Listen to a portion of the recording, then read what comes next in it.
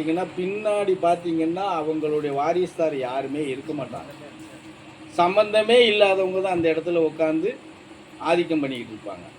அந்த மாதிரி இந்த இந்த சரீரம் மறைஞ்சு போச்சுன்னா இந்த இடத்துல எவன் சண்டை போட்டுட்டு கிடக்கானோ, எவன் மல்லு கட்டிட்டு கிடக்கானோ யாருக்கு தெரியும்?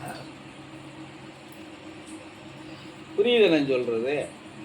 இன்னைக்கு நீங்கள் என்ன வேணாலும் நினச்சிக்கோங்க. இன்னைக்கு சர்வசாதாரணமாக பூமியிலேருந்து எல்லாம் கணக்கு போட்டால் இன்னைக்கு இது 2.5 கோடி ரூபா.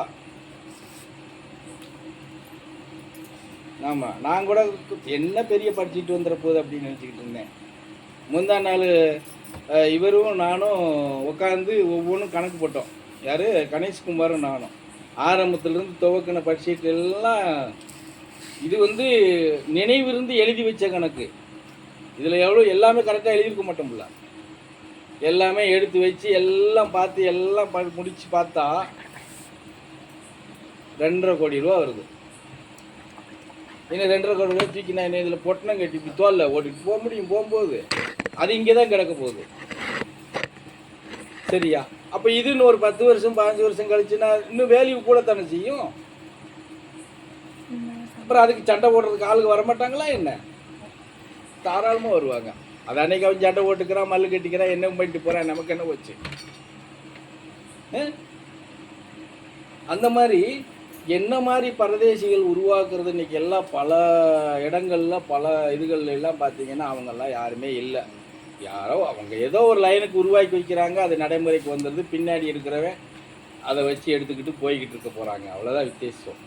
ஆனால் இருக்கிற காலத்து வரைக்கும்னாலும் பின்னாடி வர்றதெல்லாம் அது வேறு மாதிரி இருக்கும் இல்லையா?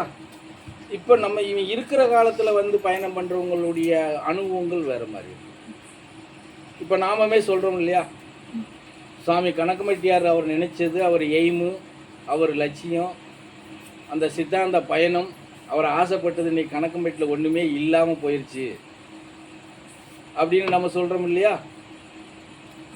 இன்னைக்கு அது இல்லை. இந்த சித்தாந்தம் இல்லாத இடத்துல நம்ம கூட எதுக்குடான்னு போகணுங்கிற மாதிரி எண்ணத்துக்கு வந்துட்டோம். நாம் கூட இந்த கணக்கம்பட்டிக்கெல்லாம் பெருவாரியாக போகிறது பயணமெல்லாம் இருக்காது. நாளுக்கு நாள் குறைஞ்சிருச்சு. இப்போ சுத்தமாகவே குறைக்கணுங்கிற முடிவுக்கு வந்தாச்சு.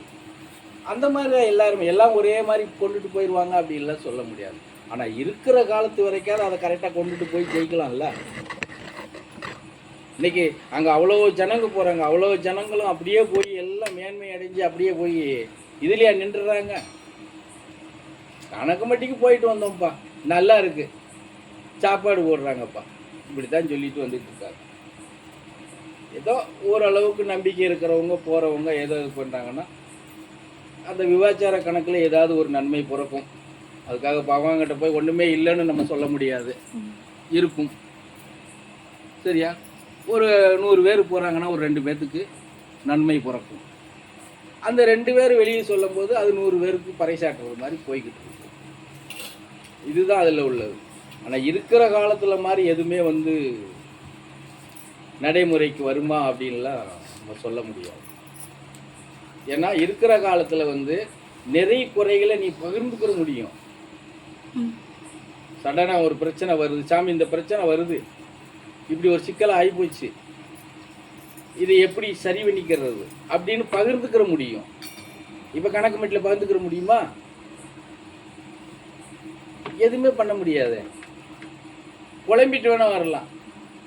ஐயா பகவானே, உன்னையை நம்பி நாங்கள் பயணம் பண்ணிக்கிட்டு இருக்கிறோம், எனக்கு இப்படி ஒரு கொடுமையான ஒரு சிக்கல் சேர்ந்துருச்சு, நான் என்ன பண்ணுறேன்னு தெரியலையே, குழம்பிட்டு வேணா வரலாம். ஆனால் விடையை நமக்கு அந்த இடத்துல கிடைக்குமானா கிடைக்காது. புரிஞ்சதா? அப்போ அதுபோல தான் இந்த இடமும், இந்த பரதேசி நடமாடி இருக்கிறது வரைக்கும் தான் உனக்கு இந்த பதிலும் அதுக்கு வழிகாட்டுதலும் இருக்கும். சரீரம்னு வந்துட்டா ஒரு நாள் மறைவுன்னு ஒன்று இருக்கும்ல. மறைஞ்சதுக்கப்புறம் எங்கே போய் நமக்கு அந்த பதிலெல்லாம் கிடைக்கும், அந்த விடை எங்கே கிடைக்கும்? புரிஞ்சதா? இன்னைக்கு வேணா நம்ம சொல்ல போனால் 10 பேர் உட்காந்துட்டு இருக்கிறோம். சத்தியமாக சொல்கிறேன், மறைவுக்கு அப்புறம் இந்த இடம் வேற மாதிரி இருக்கும். அன்னைக்கு இங்கேயும் அந்த கும்பாலம் தான் போட்டுக்கிட்டு தெரிவாங்க, வேற ஒன்றும் கிடையாது. அங்கே எப்படி கூத்து கும்பாலம் போடுறாங்களோ அதைத்தான் இங்கேயும் போட்டுக்கிட்டு தெரிவாங்க. ஆனால் அது சொன்ன மாதிரி வருத்துகள் வரவுகள் நிறையா இருக்கும். புரிஞ்சதா? அது அன்னைக்கு அன்னைக்கு எவன் எவன் நிற்கிறானோ எவன் எவன் போகிறானோ அது எவன் எவன் சாப்பிட போக்கு அவன் சொன்ன மாதிரி அவனுக்கு எழுதி வச்சுருக்கோம், அவன் தான் சாப்பிட போகிறான். ஆனால் நம்ம இருக்கிறது வரைக்கும் அந்த அளவுக்கு இல்லைன்னா கூட நம்ம குடும்பத்தை வந்து காப்பாற்றிக்கிட்டு மேன்மைப்படுத்திக்கிட்டு கஷ்டத்தில் மாட்டிக்கிறாமல் ஒரு துயரம் துன்பத்துக்கு வராமல் மேன்மை அடைஞ்சிக்கலாம்ல. அதை பிடிச்சிட்டு நீங்கள் பயணம் பண்ணலாம்ல. ஆனால் அதில் ஏன் பின்னாடி ஏற்பட்டு தன்னால் கடந்து புலம்பிக்கிட்டு இருக்கீங்க? அந்த மாற்று சிந்தனைக்கு ஏன் வரமாட்டேக்கீங்க? இன்னும் சிதம்பரத்தை கூட காணும், அதை கூட மாற்றிக்கிற மாட்டேங்கிங்க. ஆனால் ஏதோ ஒரு காரணத்தை வச்சு மொத்தரும் புலம்பல் மொத்தரும் நிற்காம இருக்கு. ஏதோ ஒரு காரணம்,